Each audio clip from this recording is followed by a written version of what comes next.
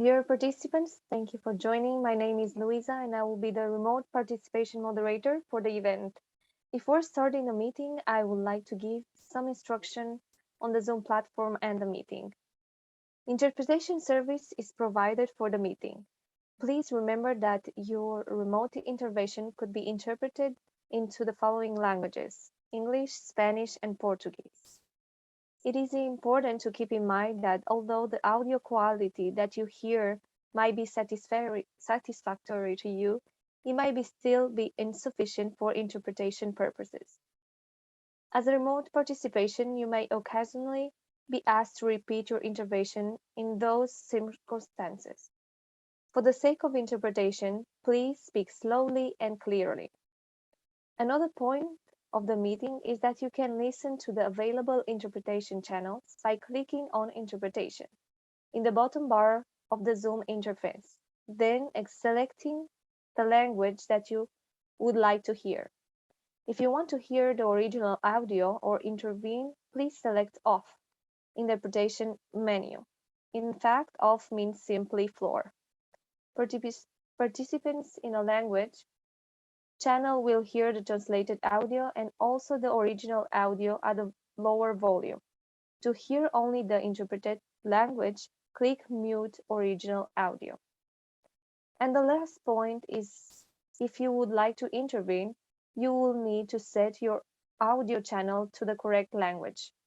You will either need to select Off in order to speak on the main channel, the floor, or you may choose the language channel that corresponds to your spoken language.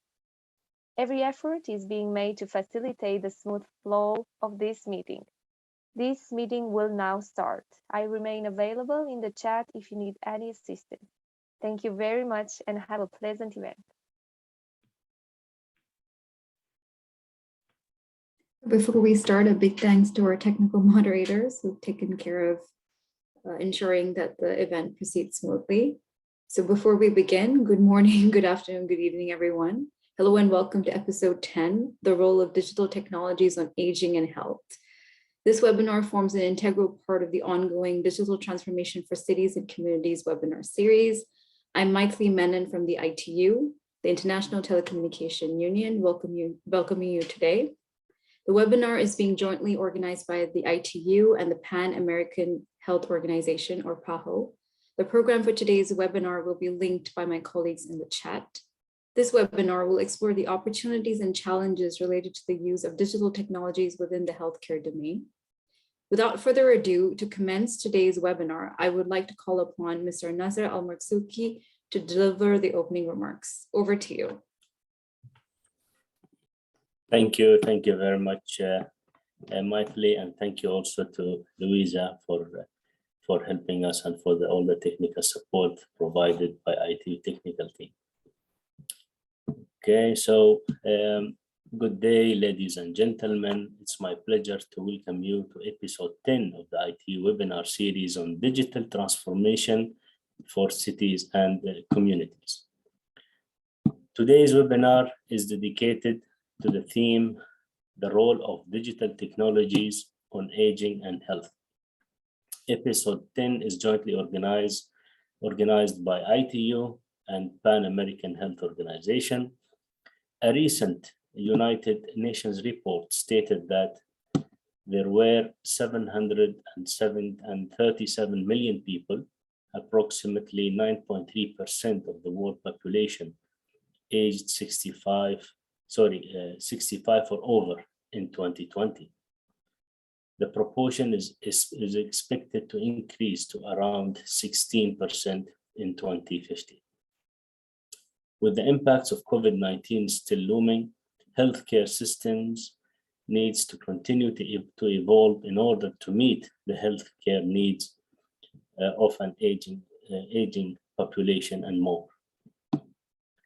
In response, digital technologies are augmenting healthcare systems with emerging capabilities to help improving health monitoring services, boosting older adults' health literacy, and providing better overall care to all. For years, ITU, through its development and standardization sectors, has played a significant role in supporting the widespread deployment of digital health and e-health applications in cities and communities. For instance, ITUT Study Group 20 is the lead study group on IoT and smart cities and communities. The group, which I have the pleasure to chair, has developed technical standards that provide technical guidance for defining the requirements and capability framework of e-health monitoring services. ITU standards have also described the IoT requirements for wearable devices, for wearable device related services, including smartwatches and VR headsets that are used for elderly care. I'm very excited that today we will be joined by experts from around the world who will be sharing more information on IoT standards and how on ITU standards and how ITU activities are providing new opportunity for cities and communities to adopt digital health applications and systems. Once again, I would like to thank everyone for joining us here today. At ITU, we believe that facilitate global learning is an important step to shed lights on key topics such as digital health. So with that, I wish you all a productive and informative webinar. I thank you. Back to you, Michael. Thank you very much. Thank you, Nasser, for the very enlightening remarks, which really set the stage for what is up ahead today. We have an excellent lineup of speakers, and we're of course counting on you, all the participants, to help generate an engaging discussion for today. So before we move on, I would like to highlight some of the housekeeping rules. So the event will be held in English, Spanish, and Portuguese. You can select your preferred interpretation icon at the bottom of your screen. All questions will be taken from the audience during the Q&A section, which is after all the presentations have been delivered. Participants are invited to use the Q&A icon that you see at the bottom of your screens to type in any and all questions that you have. When you're typing your question, please mention the name of the panelist that you would like to address the question to. And we will, of course, post a recording of the workshop after it is over. And all presentation material will also be available on the webpage for the event. So thank you all once again for joining us. We shall now start the sessions for today's webinar with session 1 on connecting digital transformation with aging and health. So without further ado, I will give the floor to Ms. Cristina Bueti, who's a counselor for the ITUT Study Group 20 on IoT, smart cities, and communities. Over to you, Cristina.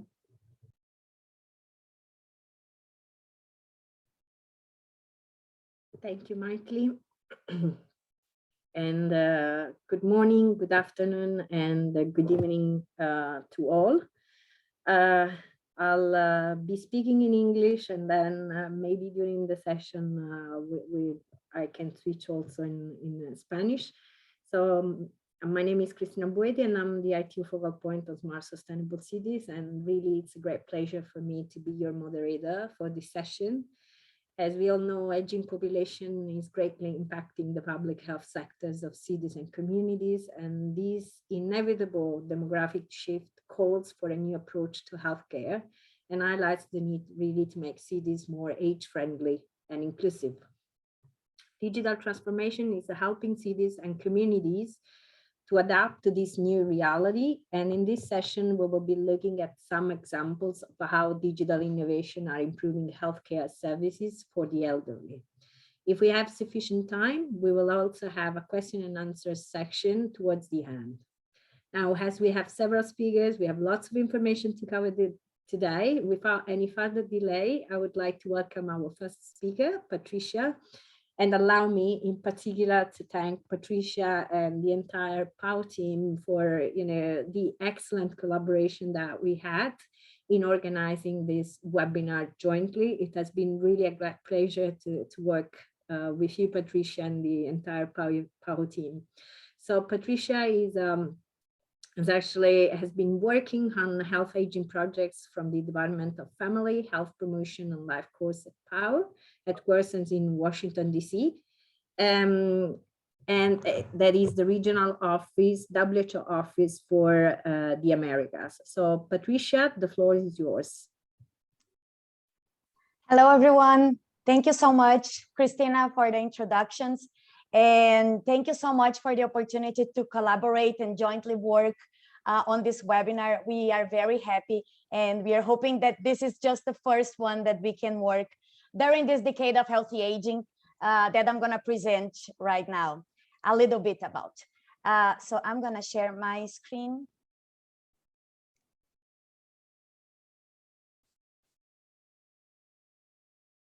Can you see my presentation? Okay.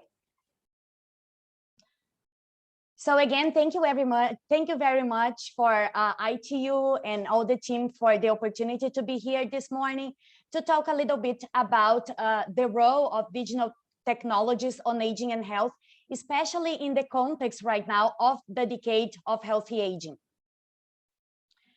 So PAHO in 2017 stated that aging is one of the main drivers for public health, along with the burden of communicable diseases, climate change, migration, and inequities.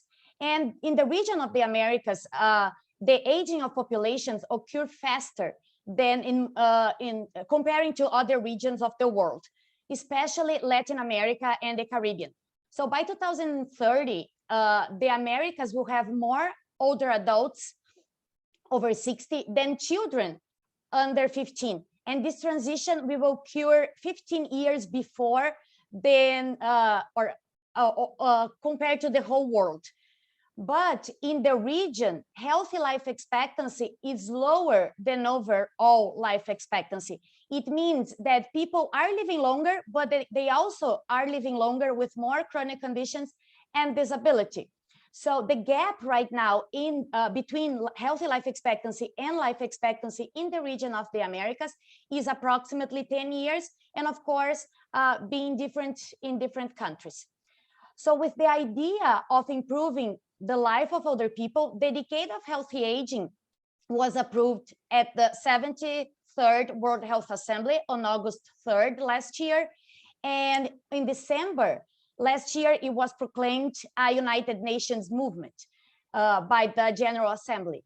So the Decade of Healthy Aging is a framework to transform the current scenario into a more positive one, fostering a more inclusive, equitable, and age-friendly society based on human rights. The Decade of Healthy Aging is aligned with the 2030 Agenda for Sustainable Development of leaving no one behind.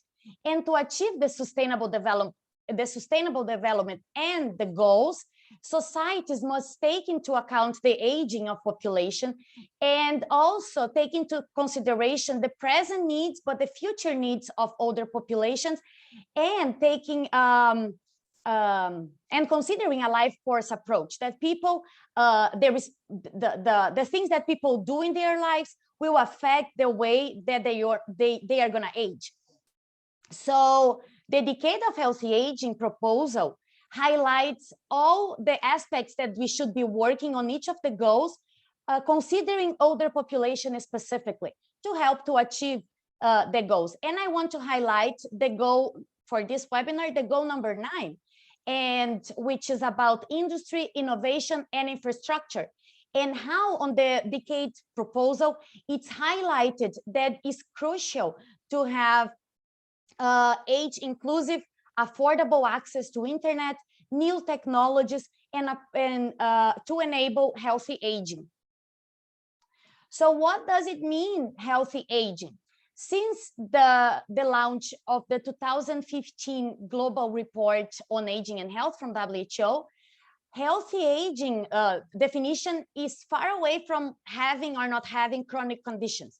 In fact, healthy aging is the process of maintaining and developing functional ability that enables well-being in older age. And functional ability comprises all the health-related attributes that allow people to be and to do what is important for them. So functional ability is the ability people have to meet their basic needs, learn, grow, and make decisions, have mobility, establish and maintain relationships, and contribute to society. So to achieve this functional ability, or the functional ability is determined by the intrinsic capacity, which is all the mental and physical capacities a person has available, and the environment and the interactions between them. So the environments are all the context which people live and develop, and they can determine what other people can do with the other people with a determined level of functional ability, of intrinsic capacity, and what they can do. So the environment, in fact, they don't include only the physical and built environment, but also the community and the society in general, and as well as products, equipments, technologies that facilitates and enable older people to do and be what they want to be and do the things they value. So the decade of healthy aging will focus on 4 action areas. Change how we think, feel, and act towards age and aging. Ensure that communities foster the capacities of older people. Offer integrated and person-centered care and services that respond to older adults' needs. And provide access to long-term care for older adults who need this type of care. And the decades plan emphasize the importance of improving technological, scientific, medical, assistive technologies, and digital innovations to foster healthy aging. On my presentation, I'm going to focus on the 2 main areas, the 2 first areas of actions, because my colleague Yuka will be talking a little bit more about integrated care and services, health services for older people in her presentation later. So about ageism and this area of action of changing how we think, feel, and act towards age and aging, WHO has launched the global campaign to combat ageism, and as part of it is the global report on ageism. So data from the report shows that there is a digital divide between older and younger generations, and I think this is even more evident during the pandemic. Also, the report shows that older individuals who internalize the stereotype that older people cannot master technology, they may not even try to adopt and use those. And when it comes to developing new technologies, usually older adults are less included in focus groups to assess and evaluate this design of new technology. Concerning the second area of action about the environment, I want to talk a little bit about the use of technology to improve the environment. So the Decade of Healthy Aging Baseline Report, which was published by the end of last year, shows the example of Chicago, which is one of the world's most geotagged cities. And geotagged through geocoded maps, using Google Maps, for example, can bring data and information to access information about how people have access to cities and specific services. So it helps to understand and to make policies to make the city more accessible and more age-friendly. So Chicago is part of the WHO Age-Friendly Cities and Communities since 2012. So they have a lot of, since then, they have been developing different strategies, including those using technology to be more age-friendly. And there is a lot of different examples available on how they are doing that on this report. So one example, just to mention, is that they have a Chicago Health Atlas. It's a website that has interactive maps of health-related data over time and across communities. And they also have locations of various health resources and how accessible they are.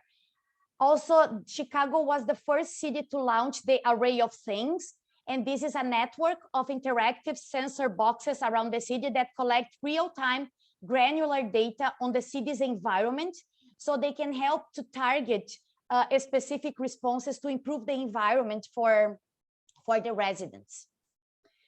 Another example comes from Chile, that is also one of the countries that is growing the most on the WHO Age-Friendly Cities and Communities Network.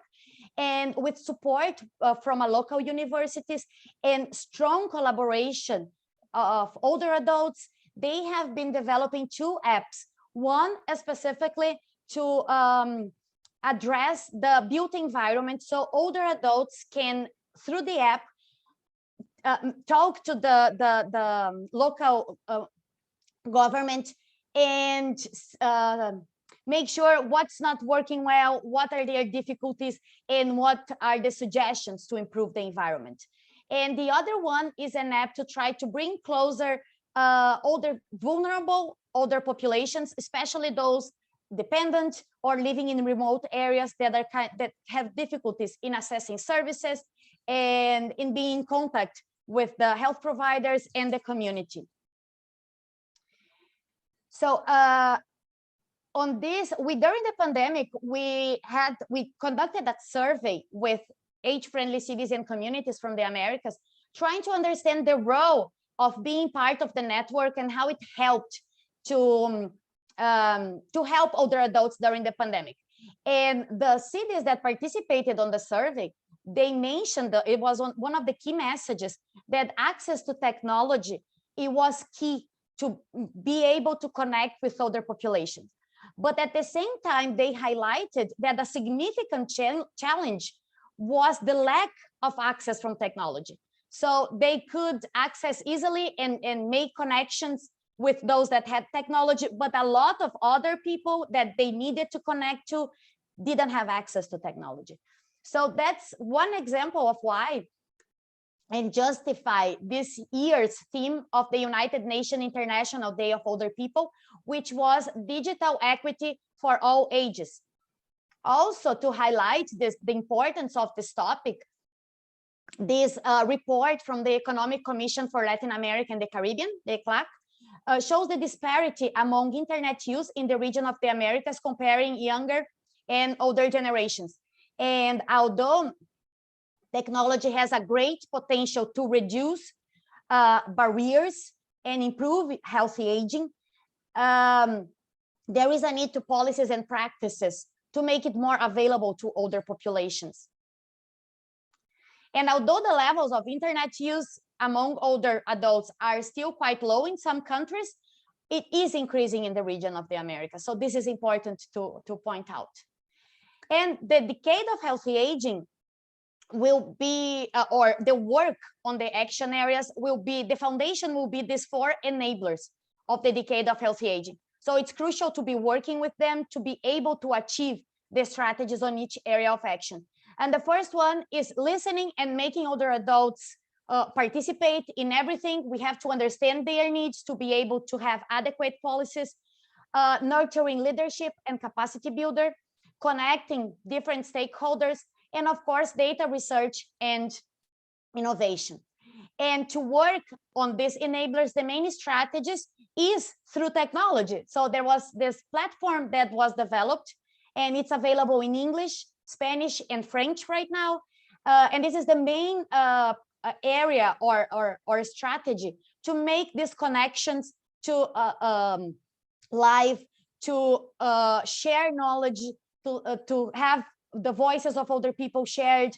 So I invite you, everybody who's interested, to join the movement, be part of the Decade of Healthy Aging, and share your innovation projects, your ideas, your knowledge on the Decade of Healthy Aging platform. This is the link. And for who is interested in more information on healthy aging and the work we do in PAHO and in the Americas, this is our website. And thank you very much for the opportunity. And I'll be open for questions later. Thank you so much, Patricia, and please join the movement. They're doing really fantastic work in this area, so I really encourage you as well. I would like now to call on stage my colleague, Roxana.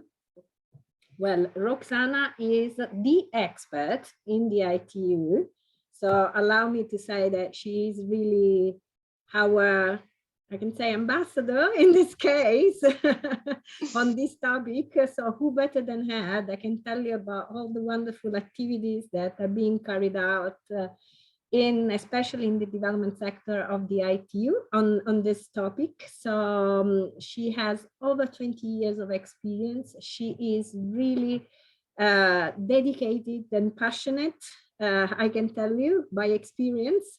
So without any further ado, I would like now to ask Roxana to deliver a presentation.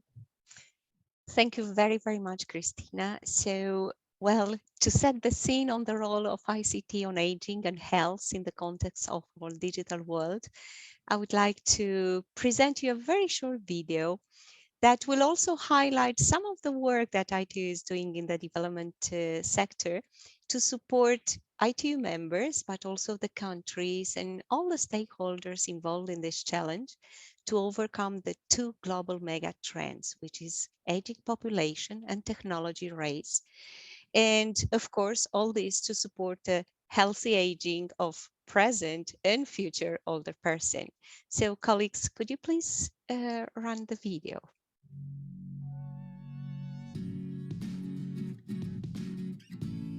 The world is digital and its population is aging. For the first time in human evolution, people aged over 60 have outnumbered children under 5 years old and are predicted to reach 2 billion by 2050.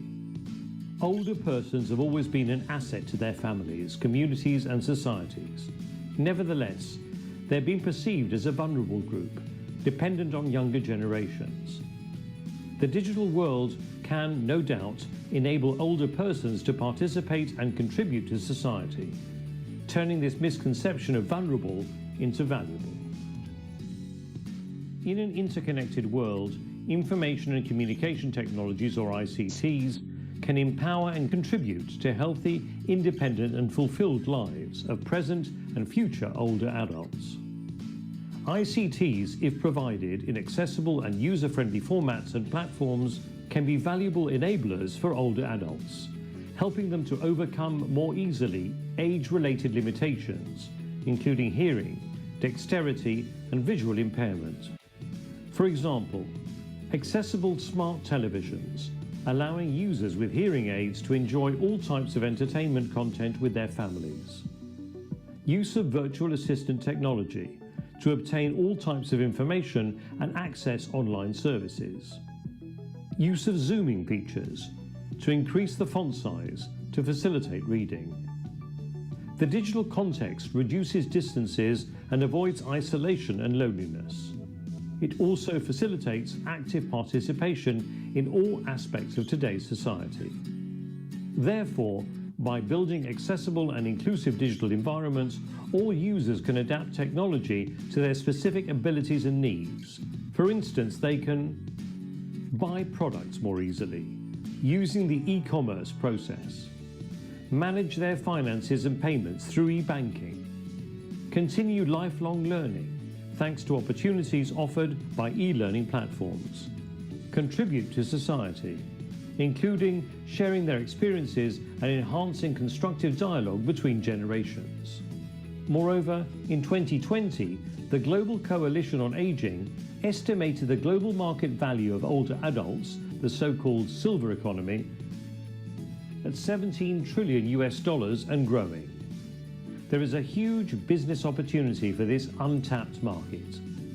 To help member states create accessible and age-friendly ICT environments, the International Telecommunication Union, ITU, has developed the report, Aging in a Digital World, From Vulnerable to Valuable.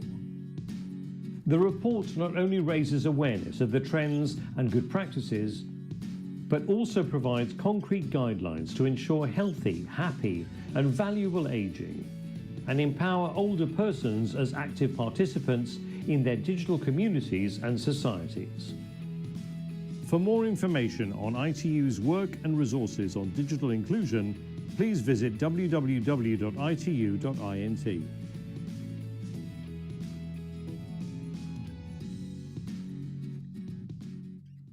Thank you, colleagues. So we saw that we are facing the megatrend of aging, long lives to 100 as a matter of course, and more old than young in all societies. as they modernize is one of the powerful global trends jointly with, of course, technology race of our 21st century. So as of today, 1 billion older adults over 60 will double to 2 billion in the next 3 decades. It becomes evident so that aging in the digital world can turn the paradigm of vulnerable into valuable, as we actually name our report. I will tell you about a little bit later. So it's obvious that technology will play an important role on this context. So COVID pandemic clearly emphasized the difference between those who have access and knowledge to use ICTs and those who haven't. So in this context, during 2021, the UN proclaimed the 2021 to 2030, as the colleagues mentioned before, the decade of healthy aging, which represents for ITU a unique opportunity to bring together all stakeholders to work together and improve the lives of today and tomorrow older adults. Next slide, please. So another trend is the global urbanization. So we see that its effect in the next 3 decades, almost 17% of the global population is projected to be urban. So governments are also challenged to mediate all these trends of urbanization, increasing population, most aging, increasing technology, and how to best ensure the provision of services to all citizens in an equal and equitable manner. So collective efforts from all stakeholders will be required to ensure that everyone, including older person, are part of this equation. So means to consider their needs and requirements and to ensure that all these are taken into account. So moreover, from our own research, the intergenerational role to overcome this gap, it's also part of the solution. Next slide, please. Yeah, I think, okay. So we talk about let's say smart environments, digital environments, smart cities. So from our side, I think at least here with this audience, we're quite familiar about the digital and smart environments.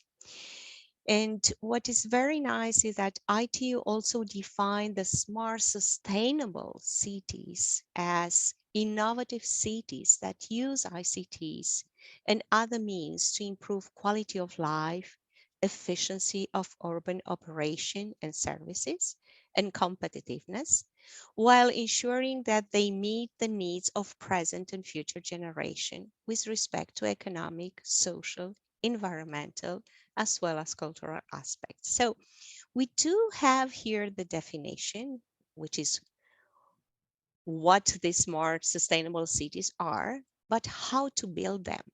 This is another story. And here came the accessible ICT and the whole ICT accessibility requirements and standards, which are essential elements to satisfy these needs of present and future generation without any, let's say, discrimination of gender, age, or ability.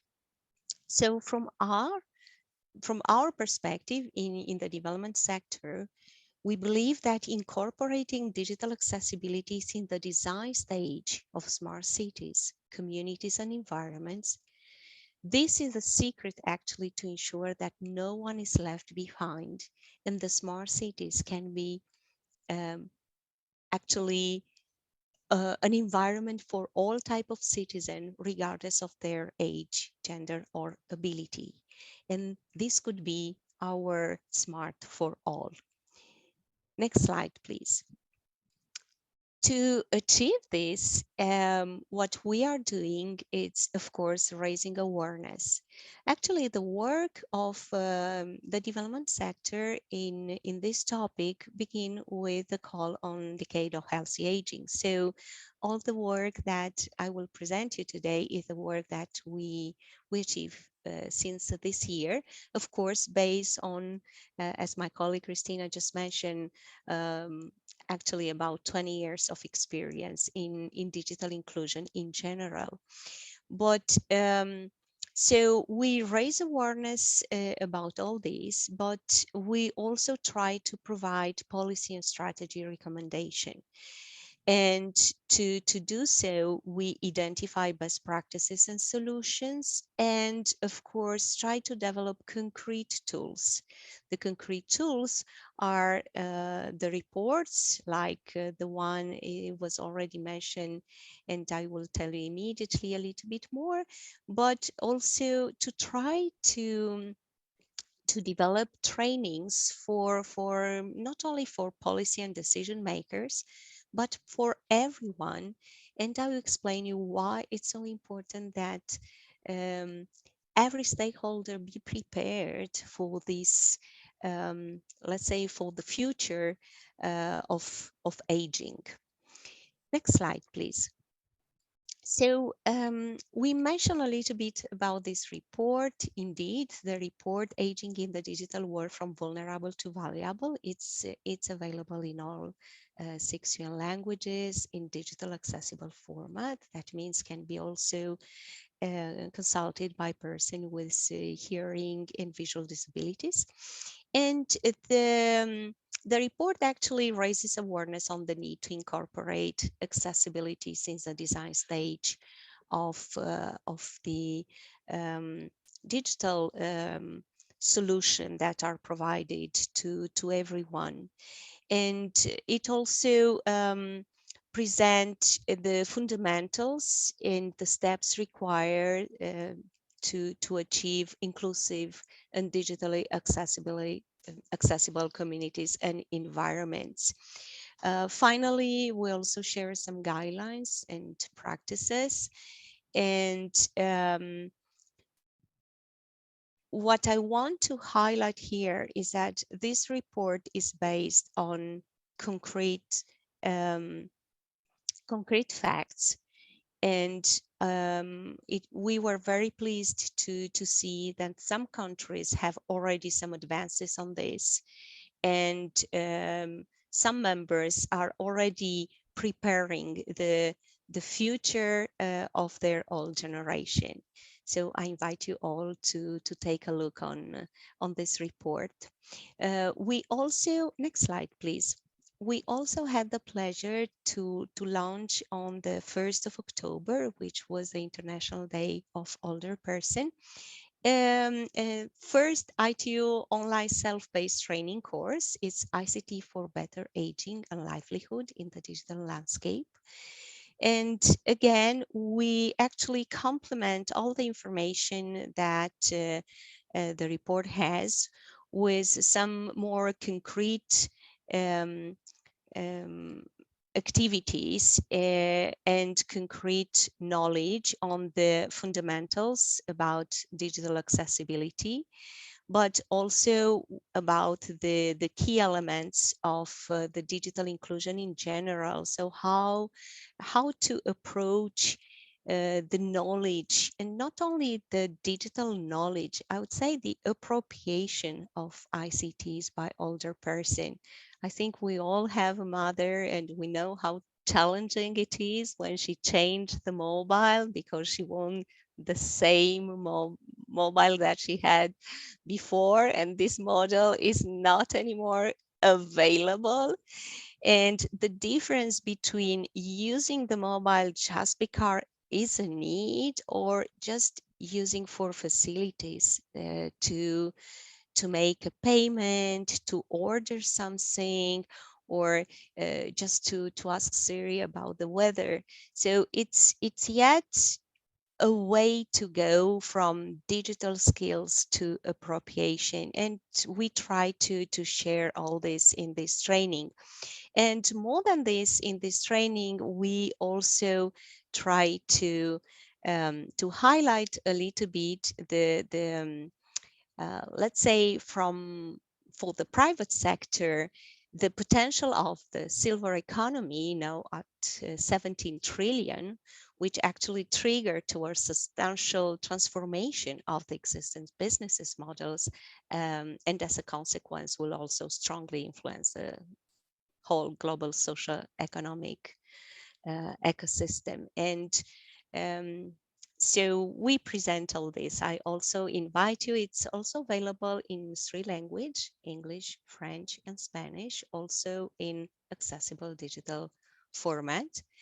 And we'll also have a new training to be launched next year, but I just want to give you a flavor on it.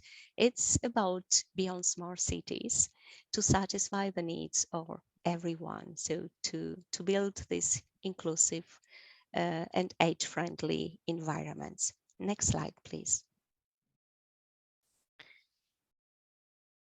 So looking ahead, which will be the steps to be taken by all parties in the context of these 2 global mega trends plus the urbanization? I put here a little bit what each of us can do.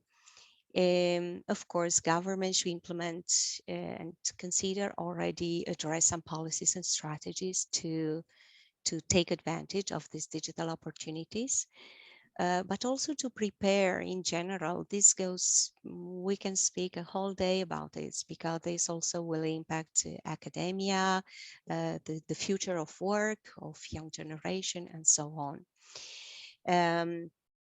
Private sector, of course, private sector should definitely take into account this silver economy and also adapt the products and services to ensure that this responds to a larger end user. I cannot highlight enough to say that everything we do, we definitely should consider and take on board the representative of the end users, because only by working together we can ensure that whatever we are doing respond to the needs of the specific end users. So of course, I put here a small incentive to say that the digital inclusion of older adults is a win-win for all parties involved, which I think it's really a truth. And all of us have a role to play in building inclusive, accessible, and age-friendly environments and societies, and so enable a better aging in the digital world for all. And talking about aging of the digital world, I will present you my last slide, in which I will invite you all to very quickly take a look of your country, identify where is your country, and take a look how will be from the perspective of aging from now in the next 30 to 40 years. And you will see that most of us, well, we live in a very old environment. And if this could be quite scaring, I think ICT is part of the solution. So this can make a fundamental difference in our future life. And from my perspective, ladies and gentlemen, aging is a privilege, and aging in the digital world, it's an opportunity. So let's join our efforts and work together to build a digital inclusive and age-friendly world with suitable condition for healthy living for the older adults of today, but also for tomorrow. Thank you for your attention.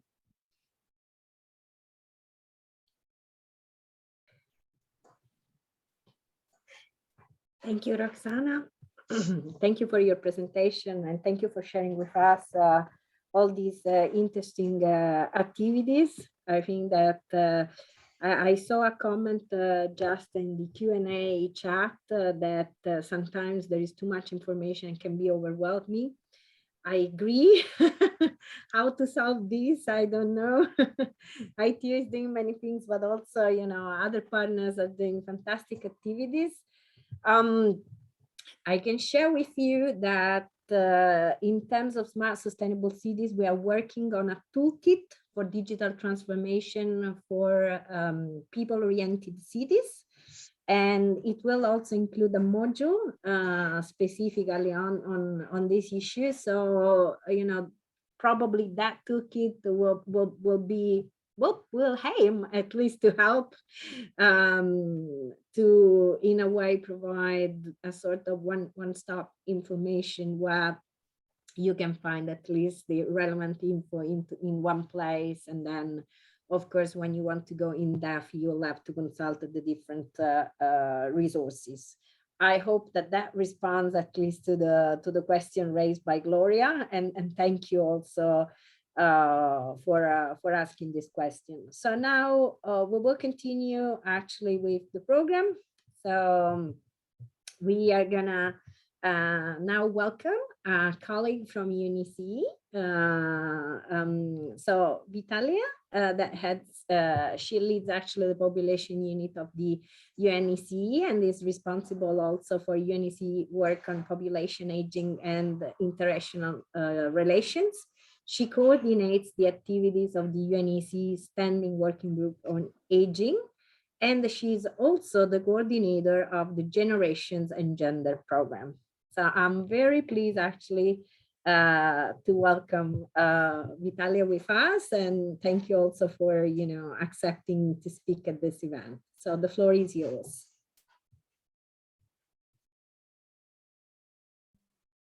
Thank you very much, and thank you for inviting. I'm pleased to present something from our region, from the UNECE. Let me share my presentation. Bear with me.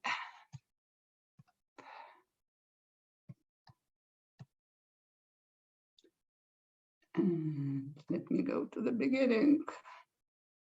Up.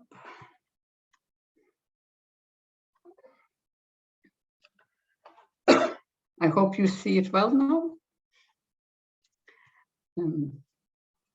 So actually, we hear already from the speakers and from the opening as well, that the digitalization holds important promises for aging populations. And the aging population is one of the mega trends that really define our 21st century very strongly. So those promises relate to innovations, to efficiency gains, to cost reductions, including in the health and the social care sectors, as well to the labor market adjustments and lifelong learning, social participation, just to name a few. We also, when we think about all the population, these promises are very strong regarding the assistance and gains in autonomy and independence for all the persons whose physical and cognitive abilities may be impaired. So these are important promises. However, can these promises be fulfilled in the near future? Because now they're not yet fully fulfilled. So this is also a question for what the government, what the other stakeholders, the producers and innovators of these digital technologies, but also civil society can do, what kind of policies and solutions they can look forward to.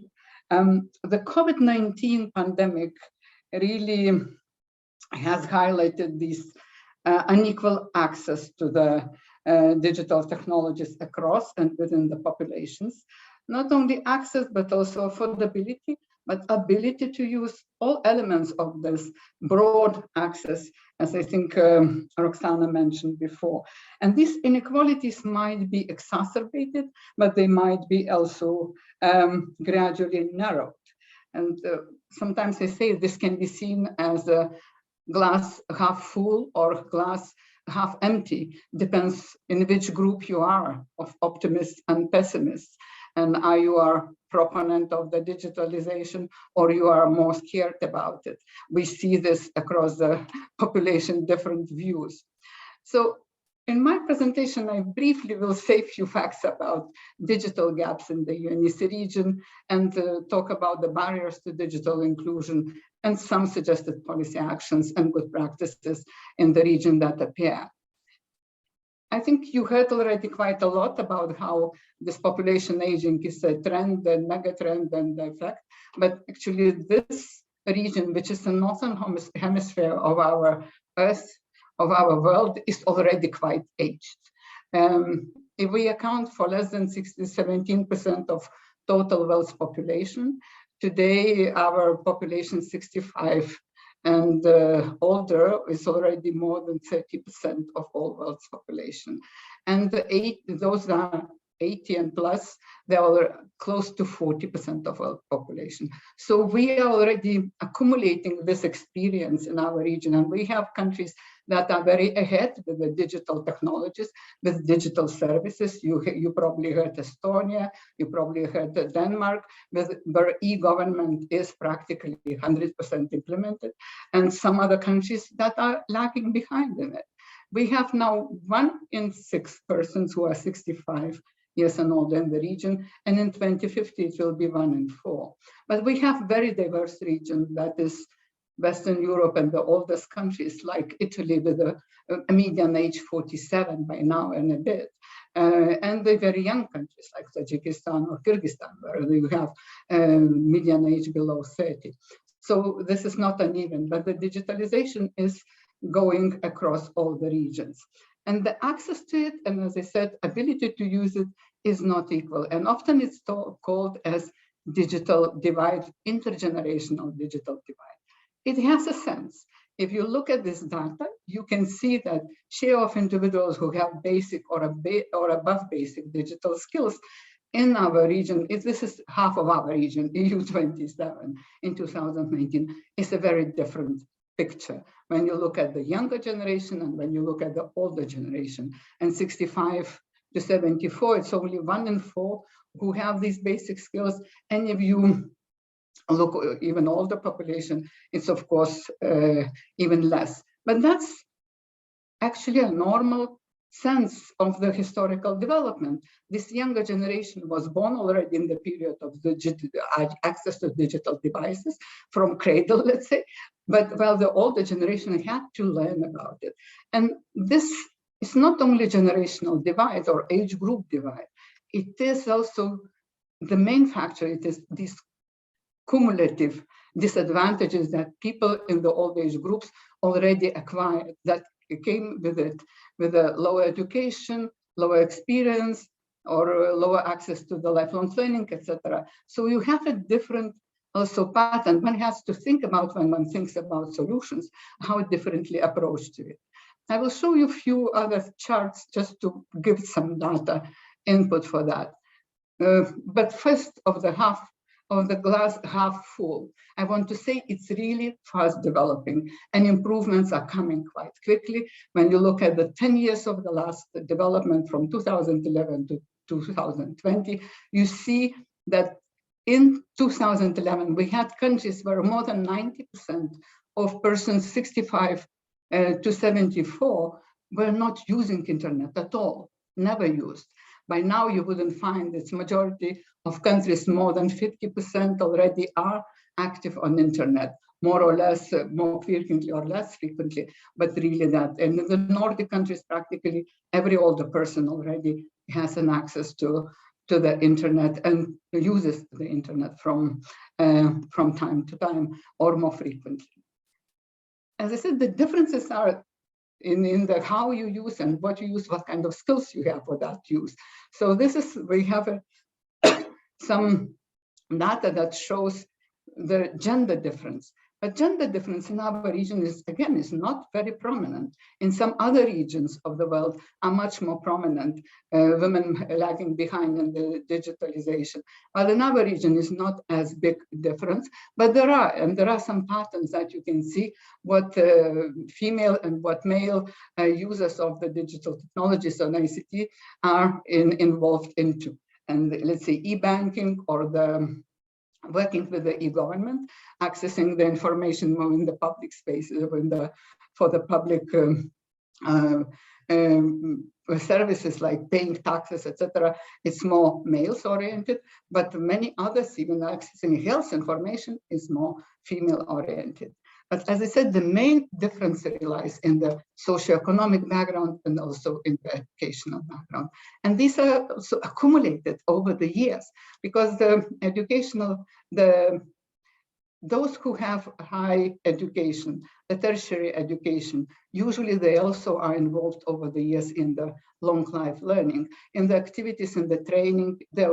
Most of their professional life require this updating the skills. While those who are in the low education and who are involved in the manual jobs may not have been exposed at all to this work, to the learning and to the using digital technologies. And for them, it's a huge leap.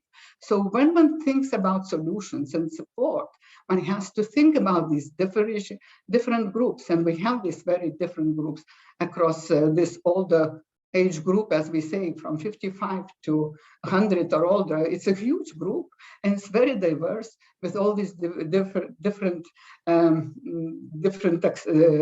abilities that came throughout the years.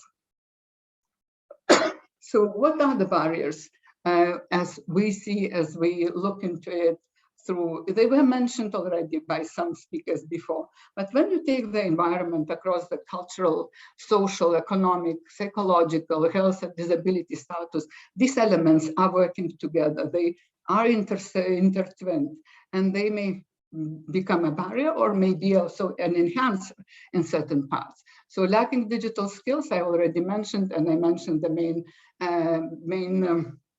things behind, like socioeconomic or educational background. Ageism, we heard already from the previous speaker, is an important element actually, especially when you have this confidence, loss of self-confidence, which is exacerbated by the media often, by the different projection of the older people, but also sometimes in there is actual discrimination and prejudices.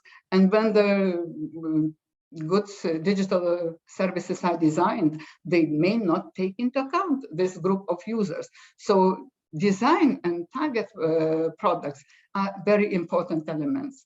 But not only the design that is accessible, that is universal, it can sometimes has to be targeted. But another thing, what sometimes puts older people off from using digital devices, assistive devices, etc., because they are developed without their involvement, without interest in how they will use, and they are just tried at the very end of the process. And sometimes it is really not taken by the user, but also often, and actually the title of this event is more on the health, and often that the most of the digital technology devices and apps, etc., for the older people are oriented for the health sector. And sometimes it can also be off-putting because people also want to have leisure, want to have some hobbies, and it's where they can use the digital devices. And starting from this part can help them to take also interest in other elements. Of course, physical and cognitive impairments might be another barrier, a strong barrier, which might be with a disengagement without being no interest in participating. But here also we have quite a good practices and examples from the special trainings for the people with dementia in the Netherlands or in Canada, and there is a possibility also with these impairments to involve people. Accessibility, as Roxana was mentioning about the possible accessibility, there are also tools on the in that video, that for the people with the, let's say, Parkinson, with the hearing aids, it's an important element that helps to overcome. But these barriers exist and we have to take care of. So what kind of solutions or suggestions we come up? My presentation is actually based more on the policy brief that we issued this year in July on aging in the digital era. And we just had in November a policy seminar with the countries and the civil society and other stakeholders presenting what kind of solutions they come up with, the suggestions. And there we looked at the ensuring equal access to goods and services, enhancing digital literacy, but important element was also leveraging the potential of digital technologies for active and healthy aging, and certainly protecting human rights of all the persons in the digital era. So if we look at the access of goods and services, not to take too much time, I would figure out where we kind of go into the support for use of digital services, which is a very important element. You need to have tailored support. And that tailored support sometimes can be also promoted by the government measures through the government, or insisting that this is included in the, let's say, consumer rights, that the certain services that move to the electronic services, to the digital services, that they provide the tailored support. Also, guidance to the service providers, important to make these online services accessible, and ensuring digital literacy and providing coaching. This is extremely important. One element that still stays, and actually many countries ask to include it as the offline access to goods and services. Not everyone can, but also not everyone is ready to move on to the digital platforms all the time. So the access to information is a human right. So they have to have this access, and one has to think how to provide it, not discriminating all the people in that respect. Because we know that many services move and then okay, we will provide to you offline access, but you will have to pay additional fee, pay additional that, and it might affect a lot the people in the poor strata of society and the older persons as well. The training, safety and security training is extremely important. And when we come to the leveraging the potential of digital technologies for active and healthy aging, it's reducing the loneliness and enhance connections. That is one of the paths that we focus on, and opportunities for health aging and independent living, where we talk about the e-health services, health management through the use of the services, and facilitating independent living through the use of digital devices. There are several good practice examples. I will not stop now. You can look at our policy brief, but there are several practice examples that are proposed by the communities, by the civil society. Like this example from Ireland is the civil society organization Alone, that looked into technology engagement of the older persons and tried to develop their BeConnect process for the older persons, older colleagues, and etc., using this two-way approach. We also have an interesting example from the Czech Republic about the virtual reality. This is when you design it involving participants. Actually, they involve the residential care participants to figure out what makes them, what interests them, where they would like to be in, what they would like to see, and what helps them to work on their memory in the area. So it's forest, it is the little city, the center, the churches. So, and they develop this virtual environment tool to help them to work on it. It's an interesting experiment, and it seems to work quite well. There are other good examples from that point of view.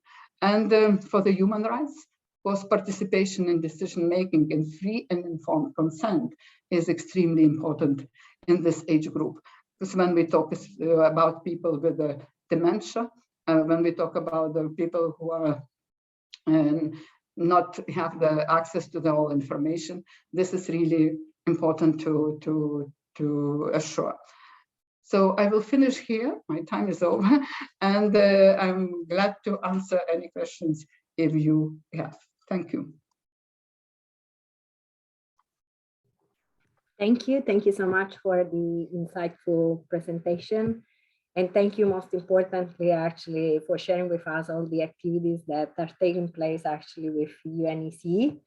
Well, ITU and UNEC have a very long-standing collaboration in many areas. So I think that that's another field that undoubtedly we need to explore further.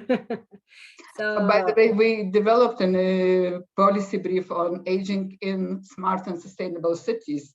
We published it last year, working together with that network. So that's part. 75% of our population live in urban areas, so it's an important part.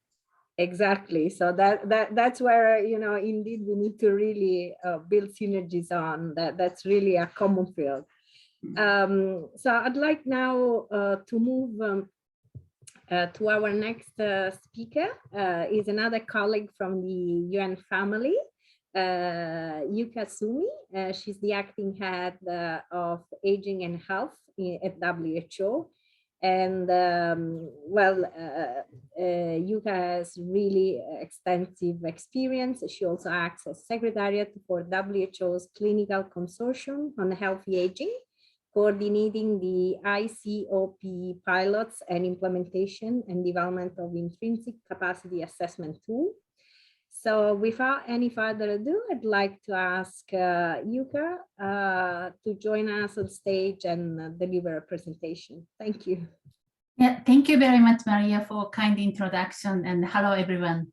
So today I'd like to talk about more focusing on the care delivery and how we can use technology to provide care for older people. Let me share the screen now.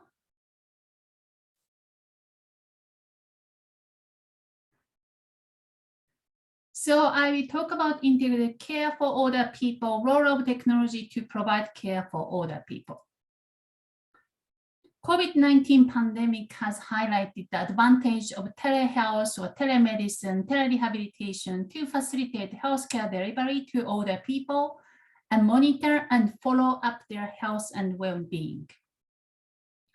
Lack of access to the internet and communication technologies prevents older people from seeking health information online and receiving health services remotely, leading to feelings of social exclusion and exacerbating health disparity among older adults. If you look at the figure at the bottom about internet activities seeking health information in 2009 and 2019.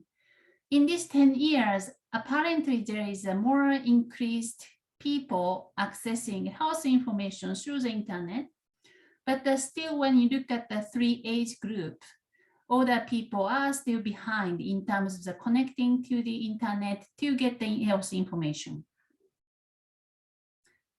Since previous presenters touched on this topic, digital skills of older people, so I will not go in details, but the important message here is digital literacy are the precondition for the digital inclusion for the older people. Technology can help to maintain older people's dignity and autonomy, sense of self-worth, and the right to self-determination and contribute to their well-being, including AI-based tools such as physical assistive robots and the socially assistive robots. There is a considerable evidence gap on the effectiveness, acceptance of AI-based technologies, usability for older people, as well as feasibility in low and middle income countries. Every older person deserves an equal opportunity to benefit from digital technology.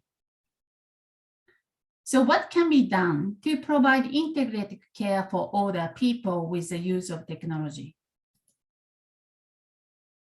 Integrated care for older people reflects a continuum of care that will help to reorient health and social services towards a more person-centered and coordinated model of care that supports optimizing intrinsic capacity, that is physical and mental capacity, and the functional ability for older people. When people age, their intrinsic capacity tends to decline. The speed of decline might be different between people, and their health and social care needs become more complex and long and chronic. So we need to understand what is the needs of older people in terms of health and social services and provide a person-centered care based on their needs. Here is the principle of the WHO I call person-centered care. The objective is to maximize intrinsic capacity and functional ability and to prevent decline in this intrinsic capacity and functional ability. And we also need to understand the values, goals, preferences for the older people so that assessment should be person-centered. And then based on their preferences and goals, agreed with older people, we can provide a personalized care plans. Interventions can be delivered in a community level at home. It doesn't always require specialist consultation. We need to involve the multidisciplinary or different occupation care teams so that all the needs are addressed. For example, nutritionists, physiotherapists, GPs, nurses, and pharmacists. We also need to support for self-management and self-care. During the COVID pandemic, this importance of the self-management and self-care has been highlighted. When older people have a significant loss of physical and mental capacities and requires assistance from the outside, the caregiver burden would be significant. We also need to support the caregivers by providing training and by providing respite care. Even though ICOP person-centered care can be delivered in the community and home, still we need to link to the referral when needed to the specialist. And we also need to monitor and follow up the care plans. This is not the typical disease diagnosis and treatment, but more to understanding the needs based on the trajectory of the intrinsic capacity and the functional ability. So this is not about one point time fixation, it's more the life course approach. Declines in intrinsic capacity are expressed very frequently by common impairments in older age, such as difficulty with hearing, seeing, remembering, and walking. And these problems are often overlooked by health professionals and interpreted as sign of so-called normal aging. So this is actually ageism attitudes. Early markers of declining intrinsic capacity, such as decreases in gait speed or muscle strength, are often not identified, treated, or monitored. The majority of health professionals also lack guidance or training to recognize and manage impairment in older age. So how this technology, digital technology, can help to support this capacity building?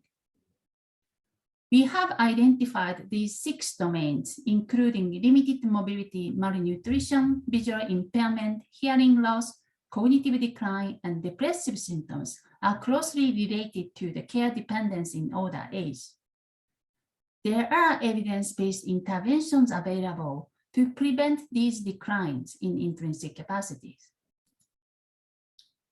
WHO has provided guidelines and guidance to support health and care workers to provide evidence-based interventions, including ICOP guidelines published in 2019, encouraging countries to include these interventions under universal health coverage, We have implementation tools, including ICOP implementation framework that is guidance for system and services targeting policymakers and the service providers.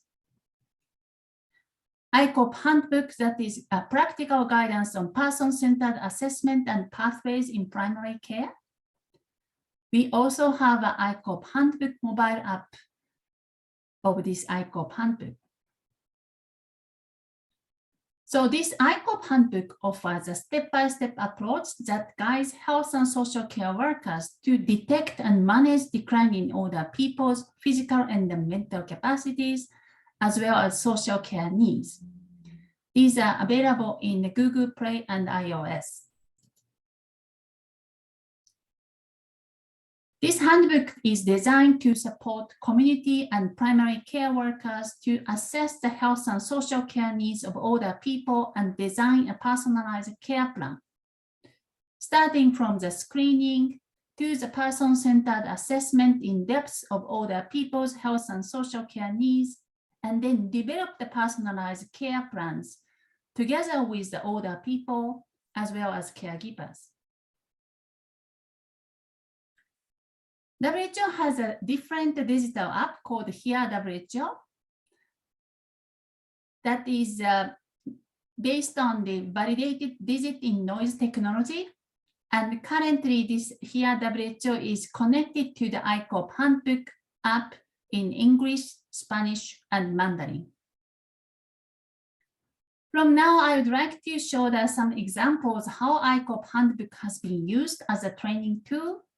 One is in Vietnam. This is a training for trainers in 2020. Despite COVID situation, Vietnam actually prioritized the capacity building for the health and care workers. And you can see that they are using the app to understand step by step how to provide the care for older people. Last September in 2021, this year, in Cabo Verde, they also provided the ICOP training for the healthcare workers and using ICOP handbook app. So these are the examples. Actually, digital tools can be used as a training tool. And then I also shared some example, the implementation of the ICOP program. This is from the Toulouse in France, Inspire ICOP Care Program led by the WHO Collaborating Center. They actually adapted the ICOP handbook app to their system called ICOP Monitor app with the database, with a conversational robot ICOP bot. These two tools can be used by healthcare professionals as well as older people and the caregiver. So they provided two versions so that the utility of the ICOP Monitor app can be enhanced. As of this November, more than 10,000 older people joined this care program, and 50% of screening was done by this ICOP Monitor application. 70% of people are monitors more than 6 months, and 12% are followed for more than one year, utilizing this ICOP monitoring platform. They also checked the acceptability of older people, asking 3,000 older people. 40% responded to the survey, saying that more than 80% were very satisfied with digital tools. Another case study from Kanagawa Prefecture in Japan. Kanagawa Prefecture has 9.2 million people, and more than 28% of the population is aged over 65 years old. This prefecture developed the MIBYO concept that considers people's physical and mental conditions as a dynamic continuum rather than the sharp line between health and sickness, and providing prevention strategy. This app has been downloaded more than 1.2 million people that allows older people to calculate his or her own MIBYO index and monitor their scores through the measurement of physical and mental capacities. And then the app provides advice based on the behavioral index result through in the algorithm aligned with the WHO ICOP approach. So there are many good examples happening using the digital tools. So we have more opportunities throughout the decade of healthy aging. Thank you very much for your attention.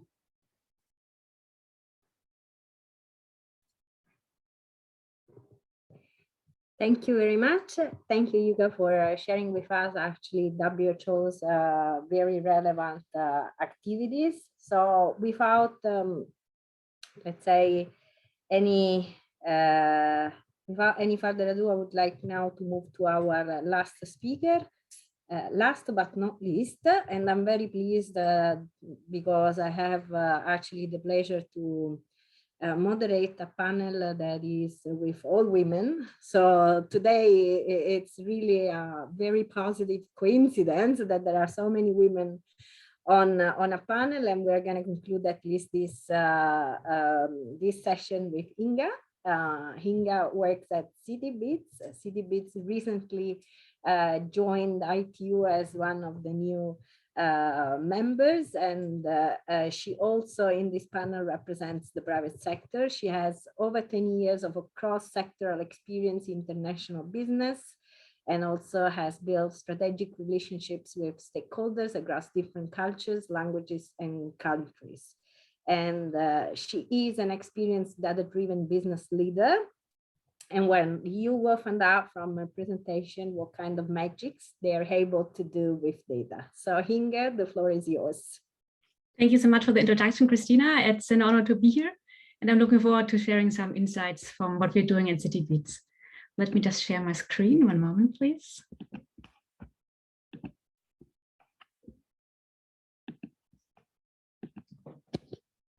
Okay, good afternoon, everybody. My name is Inga Caesar, as introduced by Christina. And I'm looking forward to sharing some insights as per how we are utilizing artificial intelligence to support society on the process of aging and health. To begin with, I would like us to all reflect. How old are your parents, grandparents, or neighbors? The last time that you had to get medical attention, did you consider the role of technology? Did you get the feeling of a general improvement thanks to the technological advances in the healthcare system of your town, city, or country?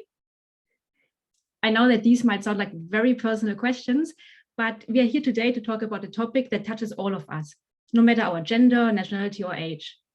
Aging and health are two aspects inherently linked to our human nature. And that is why the digital transformation that we're experiencing is so important now and in the future. So how can we prepare to deal with a society that is progressively getting older? I've noticed we've seen the same chart before, so it's a very relevant picture to look at. From the previous presentations, we learned about some inspiring examples of how digitalization is used today to understand and answer people's healthcare needs. Let me show you now a few examples of how CityBits AI technology helped organizations like the World Health Organization, the International Development Bank, or Fundación Once understand citizens' opinions and to act up on their specific needs. CityBits is a software as a service company with an ethical and social focus. So we are developing AI solutions to detect changes in society earlier than any other survey method or media. So changes can be seen as potential risks, but also as opportunities for governments, authorities, and organizations to act with a positive social impact. As we like to say, to shape a better future, you need to start predicting the present. So let's dive right into it. I would like to provide you a first example. We are facilitating the technology to launch a project with the World Health Organization called EARS. EARS stands for Early AI-Supported Response with Social Listening. EARS aims to better understand how people have been feeling during the pandemic.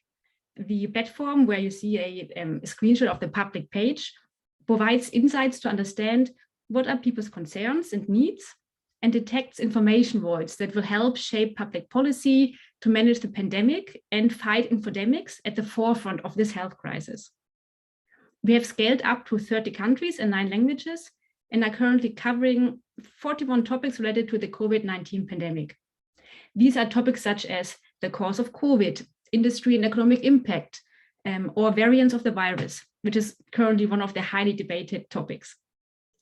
Now, leveraging CityBeat's technology, WHO's analysts can flexibly investigate what topics are raising and see how countries are evolving. We really want them to go from the general raw conversation all the way to the most actionable insights. So for this, we developed intent detection. Intent detection allows to differentiate between general opinions, questions, or complaints to really understand the sentiments of the citizens.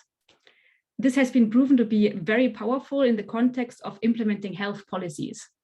So for example, when a country rolls out a vaccination campaign, an increase in questions may suggest that the information provided by the health authorities are not clear enough. Whereas if there's a rise in complaints, this may indicate that something in the rollout strategy itself is not working well. The WHO published this public platform to democratize the insights in real time. So I encourage you to later have a look by clicking on the link in the lower bottom to have a look around and understand the insights that are generated, because it's really fascinating and revealing about what you can learn as per how are people feeling at the moment about the pandemic in different countries. Another example is our cooperation with the International Development Bank. We launched the Civic Lytics platform to facilitate a deep understanding of complex civic issues by listening to the concerns of millions of citizens in Latin America. Our platform was able to inform their 26 country members of social needs 90 days earlier than traditional analysis methods. Among topics analyzed were the general health care and as well the mental health discussions. Some exemplary insights that were detected were, for example, early warnings about the shortage of antidepressant in pharmacies in Chile or COVID vaccines in Haiti. And here we have our last example, which is a project in Spain with Fundación 11, which are an organization that helps with the social inclusion of disabled people. The project we launched with them was about understanding where in the cities were the most problems for people with disabilities. And so it allowed local governments to allocate resources and increase the accessibility. In the graph, you can see the impact of different barriers like infrastructure or transportation for each of the disability types. So like such as cognitive or visual disability. So we're really aiming to give different groups in population a voice to facilitate an improvement facilitated by the authorities. As you can see from the wider use cases, our platform has the capacity to generate granular insights about health topics for any group of the population. So if I'm a decision maker, I'm able to present a query to the platform, such as whether my vaccine program was successful among elderly people in my city. And as you can also see here on your screen on the map, we're able to literally zoom in and see how specific cities and regions feel about each individual topic, providing a very profound and deep analysis into the problem. And for the next slides, I would like to provide you a bit of technical context. So on which kind of data do we rely on to generate such impactful insights? What was really surprising to me is that 90% of the world's online data was only generated in the last 2 years. I assume that also the pandemic and different lockdowns really accelerated that process. So in the year of 2021, people are using digital communication platforms to express their concerns and needs. The problem here is that 80% of the text-based data is unstructured, meaning you cannot easily capture, label, or analyze the data without previous modification. So it's essentially lost. And reacting late to societal concerns due to not analyzing this unstructured data has a significant financial and social cost. With CityBeats, we are able to provide that crucial analysis on social topics ahead of the traditional communication flows. So we want to enable organizations to be able to better orientate themselves towards the actual needs and concerns of the citizens at the moment, instead of lagging behind until after it has already been amplified in the media. So what is our solution to gain insights from unstructured data? It's a relatively simple three-step process. We are able to take the data, and this can be any data from sources such as Twitter, Facebook, Instagram, comments on the news, blogs, etc., in any language from anywhere. We meet this data with algorithms using natural language processing, machine learning to structure it. And then we extract those insights and analytics for organizations to make better decisions in real time. We can also plug in proprietary data. So that means data from the partner itself, like public chatbots, radio transcripts, or surveys, and also additional public data. That way we can connect to over 1 million sources. It is important to note, and a key differentiation point for us, that we are language agnostic. So that means that our technology works in every single language all across the world. And we also reduce bias. So for example, Twitter is a male-dominated domain. I believe 65% of Twitter users are men. So we are able to provide the client with a normalized version of the insight, having it to be fully reflective and inclusive of society, with a 50% men and 50% women output if the client chooses to enable us. In general, we collaborate with important partners to set a standard in terms of ethical and responsible AI, like ATU, Fairlag, UN, and Twitter. In addition to the partnerships displayed on the screen, CityBeats has been recognized internationally with prestigious awards, such as the United Nations World Summit Awards, the COGX for the Best Artificial Intelligence for Public Services, or also the NTT Open Innovation Contest. In just 3 years since founding CityBeats, we have calculated that we are 90 days earlier to provide analysis for organizations than traditional analysis methods. We have represented 70 million voices in over 55 countries and positively impacted over 1 billion in budgets. And we are also tackling the UN's SDGs through the various use cases and projects that we have, really aiming to have that positive impact on society. And yes, to end this round of speakers, I would love us to end the session with a quote by Nelson Mandela, for us to reflect how a responsible and inclusive society should behave. Progress is looking forward towards a future of digital innovation and sustainable development, but it is also looking at the present and value the lessons of the past. So thank you so much for listening, and I look forward to your questions. Thank you so much, Inga, for this inspiring presentation, and also finishing with this beautiful quote from Nelson Mandela that remind us actually on even our duties. So we have a bit of time for question and answers. So before we move really to the final closing remarks, can I ask all participants, do you have any questions? Do you have any questions, any comments, anything that you would like to share with us today? We have responded to a few questions in the Q&A chat, but this is really an opportunity in case you have any questions. So, well, I really would like actually to ask one question, if I may, to Patricia. So what's in your view the role of communication and technology on social protection and access of older persons to services? Thank you, Christina. I think this question there was a lot of insights on that during the presentations. But I think it's very important to point out that technology can improve connectivity and reach to older people, their friends, family members, healthcare providers. because we've been seeing during the pandemic a lot of strategies on healthcare, on the approximation and the delivery of telework. But there is also this huge use of technology to protect older adults from loneliness and to increasing the contact and the participation.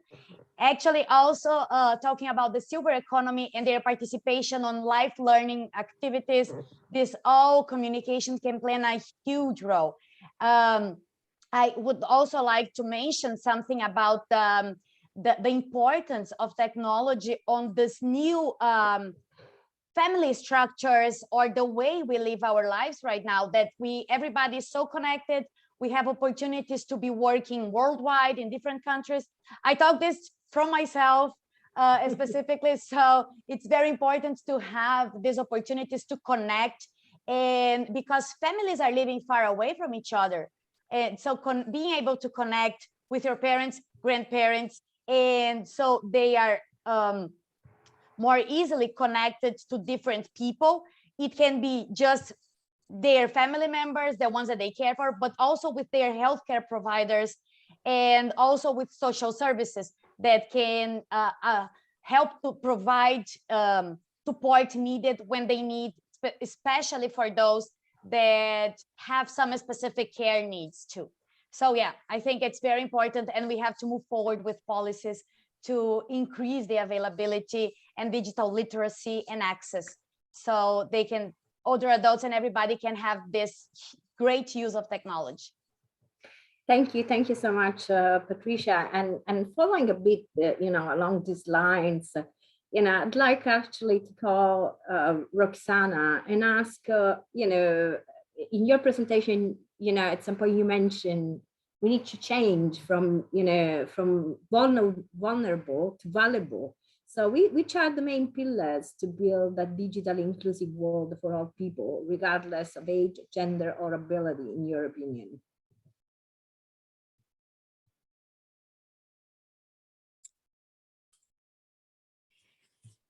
Yes, sure. So sorry, I was losing you a little bit. So it's about the digital inclusion. Can you just, I was switching from a device to the other exactly in the moment you. I was asking, in your presentation, you emphasize the importance of really considering, not vulnerable people, but valuable people. So I was asking really, which are the main pillars, according to you, to build a digitally inclusive world for all people, regardless of age and gender or ability?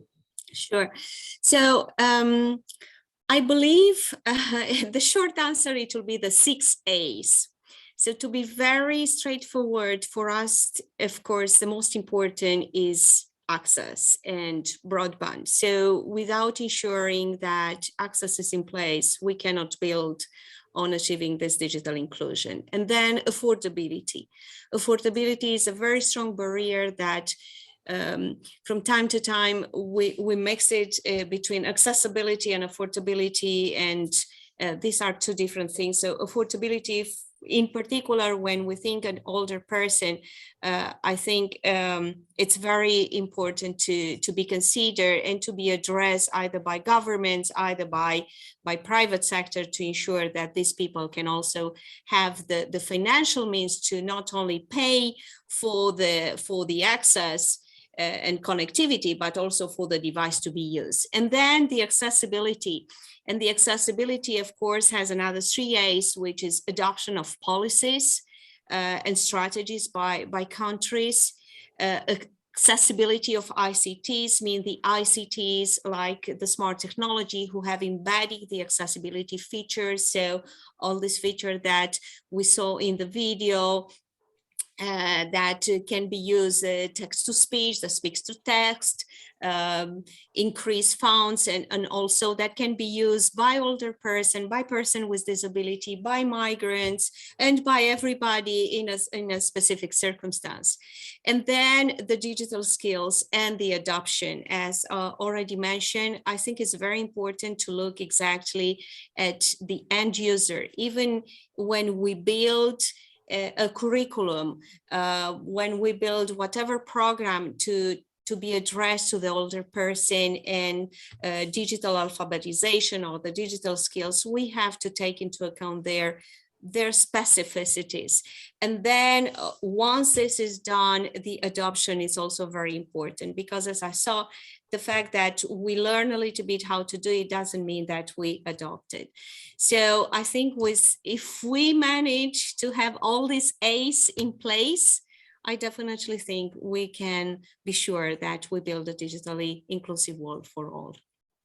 Thank you so much, Roxana. And I really would like also to share a comment made by Carlos that says, to really obtain results, especially in our development countries, I think an initiative promoted by UN people, many of us can really do something about this very important and difficult topic. We all are going to follow that way, and there are so many elders all alone because their sons are living out of country, and that is really so true. So we must do really something. That's maybe a call to action, at least to those of us that we are in this webinar. So I'd like also to ask Vitalia, what are really, in your opinion, some of the key barriers for all the people to use digital technology? We have, I think Roxana highlighted some of them, but do you have any thoughts, anything that you would like to share with us? Roxana mentioned all these 6 A's, and these are the core, actually. In the last year's Commission for Social Development at the UN, there was a call from civil society to make internet a public good, not to have to pay the fees for the access to internet to all the service providers that sometimes can be exhaustive. So these 6 A's are important. But as I said, there are also, I mentioned the all intersectional part of these barriers. And one of these barriers is this usability and also involvement of the older persons in their design of the digital devices, of the digital technologies, not only at the end of process, but from the beginning of the process. And this is one part that is still often omitted by the producers of the digital technologies, even in e-health and in other elements. Let's say from my practice and from recent work we've done on the rapid assessment of COVID impact on long-term care services, we also looked at in Kazakhstan into cities, and there was no information, collected information on the users of the care services, because it was by application only, but not by the servicing the communities who needs it. And when the COVID hit, it was really very difficult to find the people who need it. Not only, it's if you have for the access, it's a barrier that if you don't have information which is accessible and which is collected in the centralized hub of the city. In the city, it's important part. So having the information, using this information to devise the services, it's also the bar. If you don't have, it's a barrier. So for me, it is an important element. And it's not only in Kazakhstan or somewhere. You know that in the UK, when the COVID hit, it came out that in the institutions, in many of the care homes, there was no internet access for their patients, for their residents. And it's not only UK, but in many cases, it was not there. I can confirm that the same happened in Italy. So, I'm Italian, so regretfully, I must say that, we suffered so much, and, No, but that is where these 6 A's, but also very down to earth elements and the design of the digital devices. It's very important. Thank you so much. Thank you so much, Vitalia. Maybe if I may ask Yuka, any last thoughts that you would like to share with us? Yeah, thank you very much. I talk about more the healthcare provision, long-term care provision. We can use the digital technology. And then when the COVID really hits, I actually asked the low and middle income countries' healthcare givers. And then, even though they collect the information through their phone, but when they contact their patient or older people, actually they use a landline, like really phone, just having a voice. Because there is still the gap in terms of accessibility, affordability, internet use. So still a lot of work to be done, but the health and social care workers are more keen to use the digital technology to provide better care for older people. And one of the challenge always I was told is just sharing the information and sharing the data. Because digital technology enable us to collect the data, but at the same time, there are bit of hesitancy how to share the data, how much data we can share with different stakeholders, which is still a bit of a challenge to provide a one-person-centered care plan. Because when you develop the goal of the care, develop the care plan, all the information needs to be gathered to understand what the priorities for the older person. So many challenges still happening, but they are really keen to change, support their change. Thank you very much. Thank you so much, Yuka. And then I have actually, there's a question for Inga. Ophir is asking, can they know who are the voices of older adults among all other voices out there? Inga, question for you. Yes, thank you. We are currently working on developing that feature. It's what we refer to as age segmentation. So from the social media that we are processing with our machine learning tools, we can label specific segments of the population. So I mentioned, for example, that we are currently already detecting the gender of a comment or the origin, which country it belongs to. So what this question refers to is if we are able to put a label on the post, if it's an adult or a child. And this is technology that's very advanced and we're working on it. So we are planning to launch that to be possible in 2022. So as per mid-2022, we should be able to share more insights about that. And it's definitely one of our main focuses, because in the digital world, more and more young voices are being represented, and the needs of young people and adults can be very different. And it's very valuable to understand what are young people themselves talking about and what are adults talking about young people, and how do those two streams of communication align. So the answer in a nutshell is, at the moment, we don't have it yet, but we're working on that as a high priority for the year to come. Thank you so much, Inga. And I see that Ophir, is thanking you also in the chat. So with that, I'd like to conclude this session. It has been a great pleasure and honor for me to moderate this session. I'm particularly delighted that we were able also to finish on time our session. So I'll now conclude at least my part. I'd like to thank once again, Patricia and the entire PAHO team for, really the excellent collaboration. And then, as Patricia said, this is really the first of many other activities that certainly we will carry out together in 2022. So stay tuned. And then Maitli, back to you. Thank you. Thank you, Christina. Thank you, Christina, for guiding the discussions. As you mentioned, we're perfectly on time as well. So we will now move on to the closing session of today's webinar, for which I would like to give the floor to Ms. Tanya Marcos, who is the Vice Chairman of ITUT Study Group 20 on IoT, Smart Cities and Communities. Over to you. Thank you very much, Ms. Hill. Thank you. Well, thank you all for the excellent moderation, Christina. And also a big thank you to all our speakers for joining us. Today, we have had an excellent discussion on the remarkable potential of digital technologies to support healthy aging and independent living, and to enhance the quality of healthcare for older adults.